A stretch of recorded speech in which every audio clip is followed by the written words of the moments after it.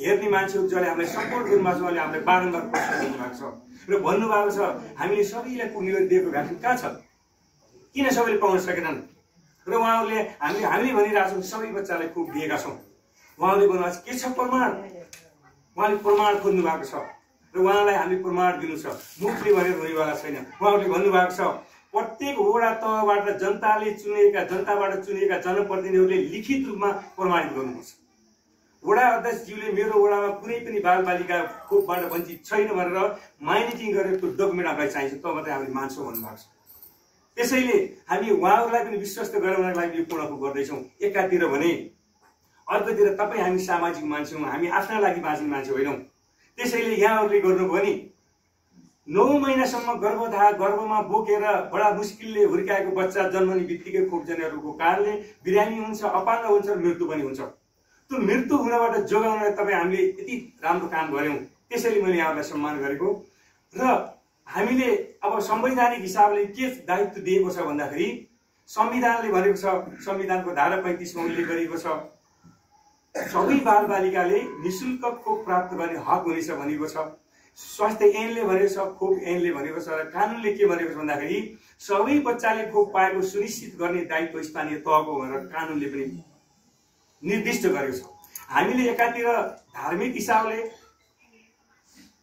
मानवीय हिसाबले, कानुनी हिसाबले, पदीय हिसाबले पनि हाम्रो यो दायित्व रहेको यो दायित्व पुरा गर्ने क्रममा हाम्रा जनप्रतिनिधिहरू, स्वास्थ्यकर्मी साथीहरू, स्वयंसेवकजीहरू, यहाँका अगुवाहरूले जुन भूमिका खेल्नुभयो, जसले गर्दाखेरि अहिले सुनिश्चित भएको छ यी 113 जना बच्चा अब खोपजन्य रोगको जोखिममा पर्नुहुने छैन। र जो कतै छुट्नु भएको छ भने फेरि पनि अर्को वर्ष हामी यसै गरी कार्यक्रम गर्नेछौँ। र अब अलिकति यहाँ भ्याक्सिनसँग जोडिएको कुरा पनि मैले जोड्नु छ।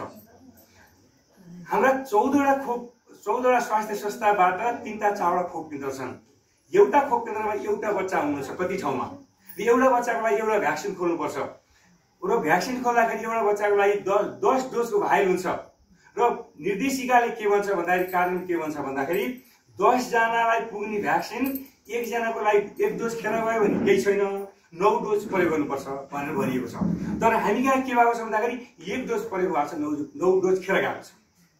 जसले गर्दाखेरि अहिले नेपालमा 18 करोडको भ्याक्सिन खेर गएको छ। बागमती प्रदेशमा 3 करोड 68 लाखको भ्याक्सिन खेर गएको छ। र 10% भित्र खेर जाने दर राख्नुपर्नेमा तेमालमा करिब 60% भ्याक्सिन खेर गएको छ। त्यसैले यो हामीले भ्याक्सिन जोगाउने दायित्व पनि हामीसँग रहेको हुनाले म जनप्रतिनिधिहरू मध्ये पनि वडा अध्यक्षज्यूलाई यो कुरा सुनाउन चाहन्थेँ कि हाम्रा खोप केन्द्र नजिक छन् र जति पनि खोप स्वास्थ्य संस्था खुल्दै जान्छन्, जनप्रतिनिधिहरूको चाहना प्रत्येक स्वास्थ्य संस्थाबाट सकेसम्म वीर हस्पिटलकै सेवा दिन पाए हुन्थ्यो भन्ने चाहना हुन्छ। त्यो स्वाभाविक छ। र हाम्रो आधारभूत स्वास्थ्य सेवाले के भन्छ भने स्वास्थ्य सेवाले आधारभूत स्वास्थ्य जनताको घर दैलोमा पुर्याउने पनि हुन्छ। अरू कुरा चाहिँ अरू सेवाहरू हजुरले घर दैलोमा पुर्याउनु ठिक छ, तर भ्याक्सिनलाई घर दैलोमा पुर्याउन सकिँदैन, किनभने यसको क्वालिटी मेन्टेन हुँदैन। क्वालिटी मेन्टेन नभएको भ्याक्सिन लगाएर कुनै फाइदा छैन। र के भनिएको छ भन्दाखेरि 1.5 घण्टाको दूरी। हाम्रो निर्देशिकाले के भन्छ भने मधेसमा काखमा बच्चा ब्रेस्ट फिडिङ दुध खुवाउने बच्चालाई काखमा लिएर 1 घण्टा टाढासँग खोप लाउनु पर्छ भने त्यो एक्सेप्टेबल दूरी हो भन्छ। पहाडको हकमा 1.5 घण्टा, 1.5 घण्टाको दूरीमा गएर खोप लाउनु पर्छ भने त्यो एक्सेप्टेबल दूरी हो। घर नजाऊ, भ्याक्सिन बिग्रिन्छ, क्वालिटी मेन्टेन हुँदैन, भ्याक्सिन धेरै खर्च हुन्छ। तर यहाँ आधा घण्टाको खोप केन्द्र छन् जहाँ एउटा मात्रै बच्चा छ, ती बच्चाको लागि सबै भ्याक्सिन खोलिन्छ र त्यो खेर जान्छ। त्यसैले खोप केन्द्र घटाउनु छ, भ्याक्सिन क्वालिटी मेन्टेन गर्नु छ। र त्यो मात्रै कुरा रहेन, एउटा बच्चा हामीले जुन 113 जना बच्चा सुनिश्चित गर्यो नि, एउटा बच्चालाई पूर्ण खोप गर्दा दाता र नेपाल सरकारको करिब 50,000 खर्च हुन्छ। यो कुरा अभिभावकले थाहा पाउनु भएको छैन। सित्तैमा आएको सित्तैमा लाइरहेछ, लाए पनि हुन्छ, कतिलाई नलाए पनि हुन्छ लाग्यो। त्यसैले अभिभावकको पनि दायित्व हो।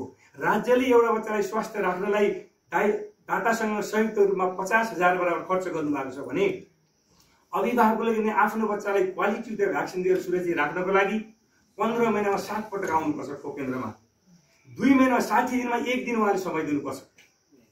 1 दिन उहाँले समय दिनुभयो भने उहाँले क्वालिटी भ्याक्सिन पाउनुहुन्छ, हाम्रो भ्याक्सिन पनि सुरक्षित हुन्छ र क्वालिटी पाउनाले रोगबाट गर्न सक्नुहुन्छ। त्यसैले अलिकति खोप केन्द्र घटाउनु पर्ने छन्, अलिकति भ्याक्सिन जोगाउनु पर्ने छ, क्वालिटी भ्याक्सिन दिनुपर्ने छ। यो मैले यहाँ अलिकति टेक्निकल कुरा पनि जोडौँ। हामीसँग यस्ता भ्याक्सिन छन् जुन भ्याक्सिन घोलेपछि 6 घण्टासम्म प्रयोग गर्न मिल्छ भनेर निर्देशिकाले भन्छ। तर भोलिको 1 घण्टाभित्र 22 देखि 25 डिग्री तापक्रममा भ्याक्सिन गयो भने त्यसको प्रभावकारिता 50% घट्छ। भोलि सकेपछि 1 घण्टा 37 डिग्री तापक्रममा राख्यो भने त्यसको प्रभावकारिता 0 हुन्छ। यस्ता भ्याक्सिन छन्। त्यसैले हाम्रो कति गर्मी भएका ठाउँहरू छन्, त्यसैले एकैचोटि अभिभावकले जम्मा गर्ने, एकैचोटि भ्याक्सिन खोल्ने, एकैचोटि प्रयोग गर्ने, क्वालिटीले भ्याक्सिन लगाउँछ। त्यसका लागि वडा अध्यक्षज्यूहरूले यसको नेतृत्व गर्नुपर्ने छ। यसका लागि यहाँहरू सबैले थाहा पाउनु भएको छ। मैले यो कुरा राख्ने पूर्णको सुनिश्चितता र दिगोपनाको सन्दर्भमा अब चिन्ता रहेन। हाम्रो यो जीवन पद्धति बन्यो पूर्णको सुनिश्चित घोषणा गर्ने कुरा हामी हरेक वर्ष गर्छौँ। अब हामी क्वालिटीमा जानुपर्छ, क्वालिटी भ्याक्सिनको कुरा गर्नुपर्छ। अब अहिले के देखियो भने खोप लगाएको बच्चालाई खोपजन्य रोग लागेको छ। के कारणले लागेको त? हामीले घर घर सर्भिस गर्दाखेरि त्यसको क्वालिटी मेन्टेन हुन सकेका छैन। त्यसैले यो पक्षमा पनि जनप्रतिनिधिहरू लगायत हामी सबैको महत्त्वपूर्ण भूमिका रहोस् भन्ने अपेक्षा राख्दै आगामी दिनमा पनि यसै गरी अहिले हामीले घरधुरी सर्वेक्षण गर्दा प्राप्त गरेका 157 जना बच्चाले अर्को वर्ष यस्तै कार्यक्रममा पूर्णको प्राप्त गरेको सुनिश्चित हामीले गर्दै अगाडि बढ्ने प्रतिबद्धता यहाँहरूले पनि जाहेर गर्नुभएको छ। यहाँहरूको साथमा हामी रहने कुरा छँदैछ र यो भव्य कार्यक्रममा हामीलाई जुन अवसर दिनुभयो, बोलाउनुभयो, यहाँहरूलाई हार्दिक धन्यवाद र बधाई दिँदै मेरो भनाइ यहाँ गर्छु।